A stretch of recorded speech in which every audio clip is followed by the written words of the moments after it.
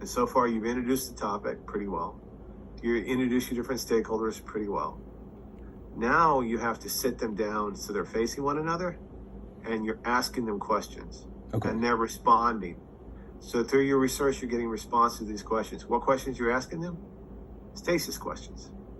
So I need a topic sentence from a paragraph that reads, on stasis of facts, this stakeholder says this, and this stakeholder says this. Yes, right? sir.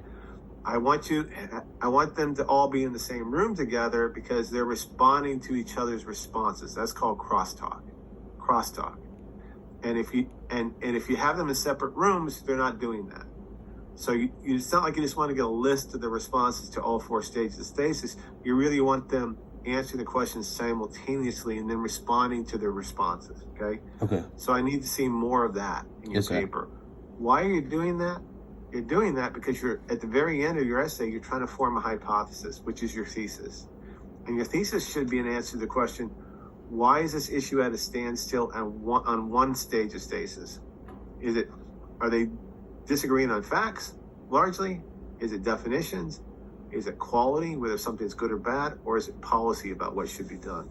How would you answer that just based upon what you've looked at so far? I would say like quality, because you have like people who truly do believe that there's people like against social media, and then there's people who are like, well, like I look at it as like a big circle. So you have the teenagers who are like, no, social media is great, like it's very like there's so many benefits, and you have the parents who are like, no, your mental health is being affected by social media, and how do we prevent that? And then they're going to like social media, and social media is doing what they can, but like they're also like running their business, and they're trying to help make it not as bad. And then the psychologists are saying, like, they could be like, here are ways like that the youth or teenagers can be better at like using social media, and here are ways to like cope with it and like be better and not have those types of effects. You know what I mean? And so basically, in your ending paragraph, you would say something like that. Okay. That you would state directly. You would say this issue remains unresolved. Right. Under stasis of quality, because these different stakeholders can agree upon the effectiveness and whether or not social media is good or bad for mental health. Yes, sir. Okay, so you need to state that directly. Okay. And I agree with you. At the same time, you're going to find, I think that's good what you're saying. This professor, Sam Beckton, says that there's definitely, under facts, there's definitely problems with social media. He says there's a very close correlation between the rise of social media and the rise of mental disorders, right? Right. And although you can make arguments that there's not causation there, just because there's a correlation between 2 events happening at the same time doesn't mean there's causation. He says, based upon his studies, that the argument's largely over.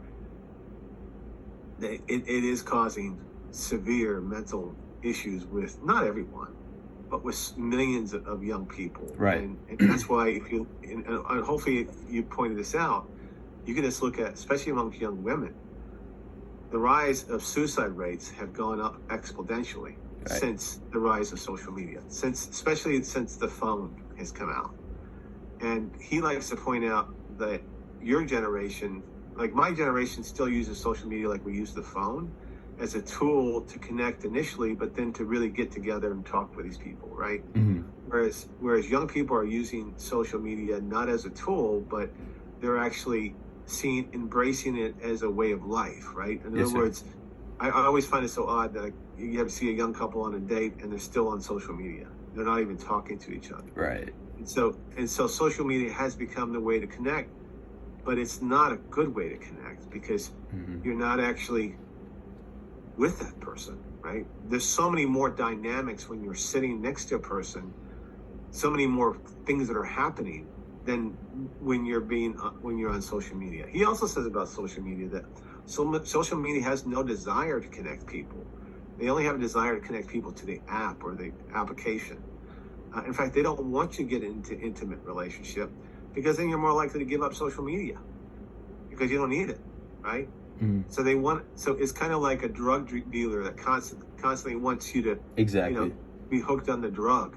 They don't Right. want you really to ever to feel satisfied or happy, because your unhappiness means you're more likely to turn to the drug. And social media is the same way. The unhappier you are, the more likely you're probably going to use social media. And so it's, in my opinion, I'm not on any of that stuff. I stay away from it. I have no desire. I think I was lucky enough from the very get-go, before you were born even, to see how toxic social media was. For sure. I just looked at it and go, really? People are on this? Why? What an invasion of just the invasion of privacy Right. is so awful. Why would you want to do that and expose yourself? So, so can you think you can do this? Yes, sir. Transfer, have more of this? You need more of this, number 3. Okay. then And more of you're this. gonna send me that, correct? Like that comment. You should see it under your comments. Okay, sweet. Yes, sir. Okay. Anything else? No. Okay, good. We'll be revising tomorrow. All Okay. right. Are you using full attributed tags and everything? Uh, you are. Yes, sir. Remember this when you first introduce a source. Oh, yes, sir. Okay. All right. Good work, John. All right, See you tomorrow.